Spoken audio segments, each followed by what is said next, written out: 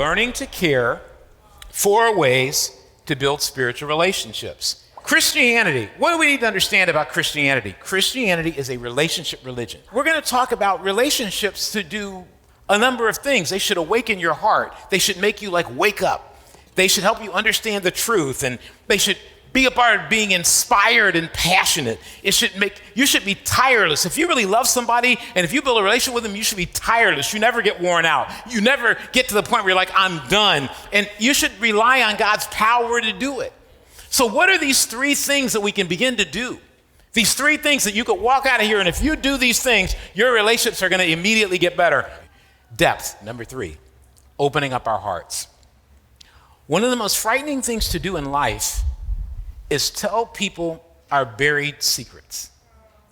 And those don't have to be scandalous. It can just be I've always felt less about myself because of my hair, height, skin color, intelligence. Those are the buried secrets that really, when you tell somebody, I'll tell you this, almost everyone finds out something good when they tell people about the things about which they feel bad.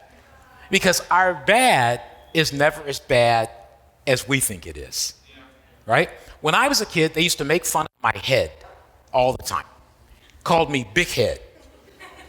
Then there's a place down in Houston called the Astrodome. There was this big stadium. They started calling me Astrodome, right? I mean, they had more, and I was 9. And they would do this, right? And the kids in my neighborhood were all older than me, and they'd sit there and they'd just start talking. Somebody started and they just start talking, but I wanted friends so bad, I would endure that until I learned to give them insults back.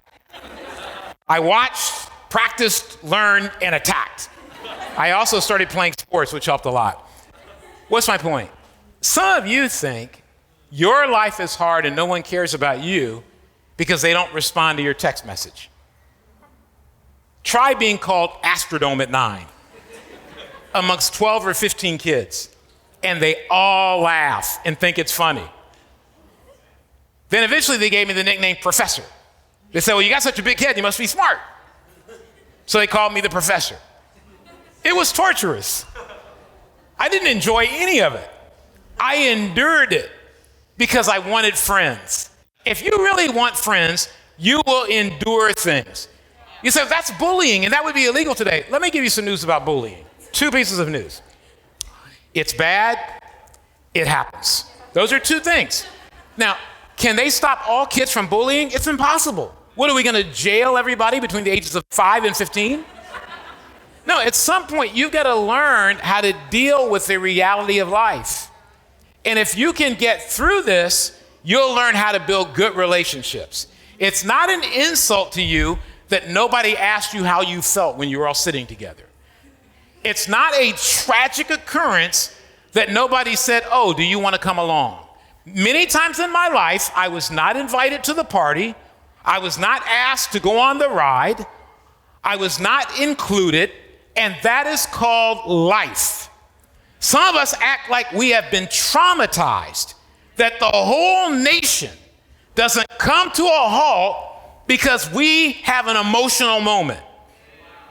I want to tell some of you that really feel like your emotions are the strongest and most powerful and most victimized of all time.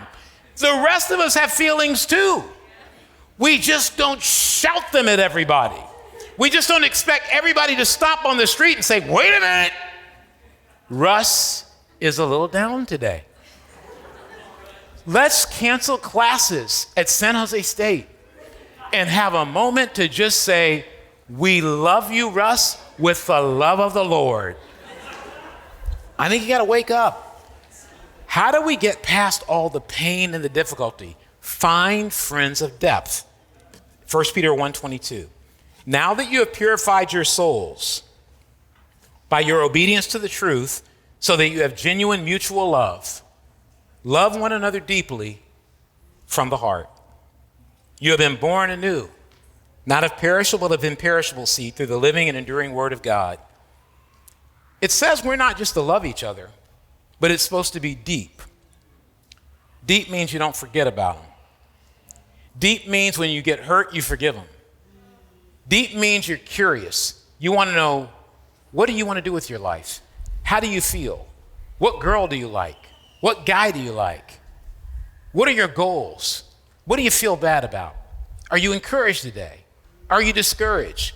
What do you love about yourself? What do you hate about yourself? If you could watch a movie for 3 hours in a row, what movie would you want to watch for 3 hours in a row? Things like that. And that's called love. I think some of us don't know that. I certainly didn't know that when I was your age. But if we don't have deep relationships, Christianity is meaningless. And we got to stop waiting for somebody to be nice to us. Let me tell you what, most people are consumed with themselves. They don't think, people say, I think that person's thinking something bad about me. No, they're thinking about themselves. One of the hardest things I have to do in training guys to speak publicly is they look at people's faces and they get, oh, they don't like my message. They're not thinking about you. I tell them they're not thinking about you. They might be feeling guilty about something. They may need to use the bathroom. You don't know what's going through somebody's mind. We've got to have deep relations. Do you love anybody deeply? That means you'd be willing to give up your time. That means you'd be willing to pick up the phone. That means you'd be willing to walk with them, cry with them, laugh with them, dream with them, pray with them. That's deep. Anything less is not Christian. You might as well go out in the world. And some of you are tempted by the world because you don't have good relationships in Christianity, and you can't tell the difference between your classmates in the class and your Christian friends in the church. And the reason is there is no difference unless we make these changes. You know, Arthur Brooks says this regarding depth. In people who struggle with substances, drugs, drinking, and people who struggle with substances, denial can serve as a mechanism to maintain dependence and avoid the painful process of rehabilitation. In 2016, scholars found that alcohol and drug addicts exhibit elevated scores of self-deception, including active denial. I can quit anytime I want. And selective amnesia. I wasn't drunk last night. Let's simplify this. Those who are most tempted to use drugs and drink are usually people who like to lie to themselves. And by using drugs and drinking, you can anesthetize yourself, numb yourself, so you don't have to deal with truth. Do you drink? Have you started drinking? Do you want to get a beer? You're like, oh, it's no big deal to drink a beer or a couple of beers. But why do you need the beer? What is it in that beer that makes you feel better? Those are the questions that we have to ask when we go to depth. And how many of us don't want to tell ourselves the truth? We don't want to sit down and say, you know what? The truth is, I'm not as smart as that person.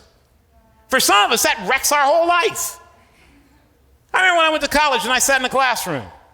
And I was like, I saw a guy with no book, no textbook, didn't even bother to pick up the textbook. Just sitting there. And I was like, hey, how's it going? I said, you haven't got your textbook yet? I'm not picking the textbook up. Dude just sat there. Then he stopped coming to class. Then he came for the final. Didn't get any questions wrong. And I thought, that's what's wrong. That guy can do that is wrong. You know what I figured out?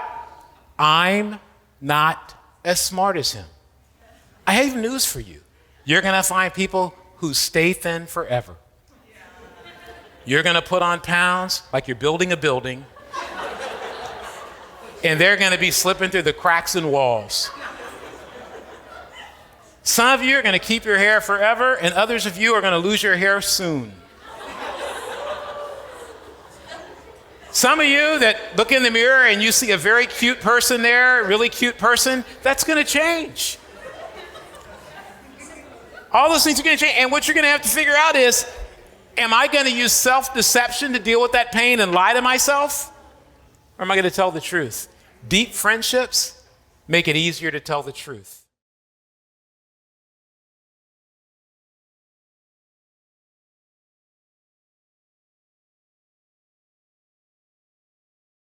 Finally, awaken. To build great relationships, we have to awaken each other. We have to change each other's lives. We have to make each other better. In Colossians 1:28, Christ is our message. We preach to awaken hearts and bring every person into the full understanding of truth. It has become my inspiration and passion in ministry to labor with a tireless intensity with his power flowing through me to present to every believer the revelation of being his perfect one in Jesus Christ. Now, I want to nail this one before we go. Awakening hearts, changing lives. Here's the thing. We don't always like to help each other engage with God. That's what it means to awaken. But I think we got to talk about how often do we ask each other, how are you doing in your relationship with God?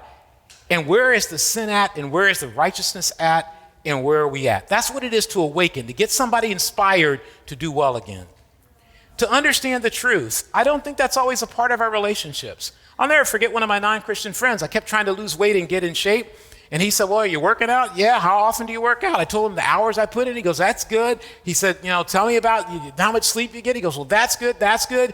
And he goes, look, for your age, you look fine. You're fine. You can stay with that. I go, well, I want to get in better shape. He goes, well, then I only have one answer for you. I go, what? He goes, I go, what is it? He goes, you need to eat less. He says, you're not going to lose any more weight unless you eat less because you're doing everything else right. I couldn't believe he was so straightforward and honest to basically say you're eating too much. That's truth. I know some of you hate truth. You want to feed a lie like it was a plant so it grows to be Jack and the Great Beanstalk going on. You hate truth. You get mad at anybody who says, this is the truth. And we've got to be willing in friendships to say, you know what? I want to build a friendship that awakens your heart and helps you understand the truth. Husbands and wives, it doesn't work unless you tell each other the truth. And the truth is not devastating. The truth is uplifting. It makes you understand your life better. Instead of saying, I'm a genius, why am I not getting A's? You get to go, I'm normal. And that B plus is good. That C might be good. That's my best effort. I killed myself to get that. And I know some of you right now who could do better than a C are thinking, yeah, that's right.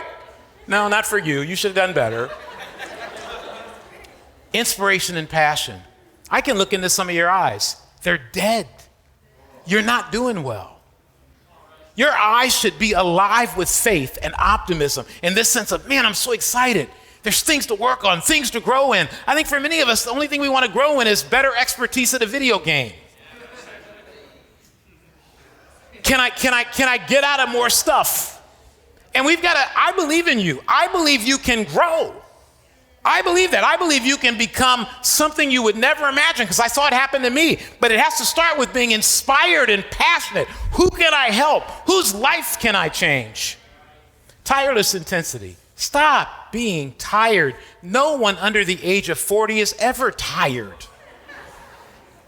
You're not tired. That's not fatigue. That's sugar. That's fat. That's sucking down more in and out than a human being should have in their body. That's going to bed at 11, 12, 1, and 2 in the morning. Don't give me this, you're tired. You're undisciplined. You eat trash. You can't be. I was your age once. I could run and run and run and never get tired. Now I walk and get tired. Not walk and walk and walk. I just walk a step and get tired. I think a lot of you go, I'm tired. You're not tired. You're lazy. You're undisciplined. You're unbelieving. Fix that and your energy will pop up. You'll be the most energetic person around. We need it to stick with each other. Some of us are tired of the people around us. Some of us are tired of our friends who are studying the Bible. Well, why don't you just go ahead and become a Christian and make my life easier? You have to be tireless. I've been married longer than most of you have been alive. And I can tell you, with the lack of intensity you have, you'll never make it. Marriage is work, relationship work. And some of us have gotten married recently and we figured out, I thought it was just like doing cool stuff together. No, that's activities. And when the activities are over, the work begins. Are you tireless? How can I do all this? He says, with his power flowing in me. Do you believe in the Holy Spirit? Do you believe in God's power working in you to allow you to do just about anything? Learning to care means building spiritual relationships. It doesn't matter to me if you were able to follow everything today. That doesn't matter. What matters to me is, do you believe anything we talked about today? Are you willing to stop fighting and say, I'm willing to build strong and spiritual relationships because I think when I do, I'll be happier. And number two, I think more people will become Christians. We got to work on this. And this is something we don't like talking about. This is something we don't want to get into because it seems too hard. This is something that exposes our superficiality. And we don't want to be the kind of people who are like, well, I'm really not very deep. I'm a very superficial person. We don't want to face that. But I'm telling you, if you do, I had to face it. You'll find out that one of the most exciting things you can do in life is be in a room with no activities and no noise and just a person. And the most exciting thing in life, for me, the person I want to spend the most time with is Gail, and we don't even have to be doing anything. We can just be there. I see sadness in so many of your eyes. You try to keep moving fast so you don't have to think about how lonely you are. I see drugs and drinking in some of your futures because you are so unwilling to face the truth. This world is too hard and you're looking for relief. You want to take something to make the pain go away. The pain will never go away unless you get friends around you that can support you, encourage you, and help you know the truth and help you grow. Learning to care is not just a theory. It's not just a set of rules. It's a kind of person you become.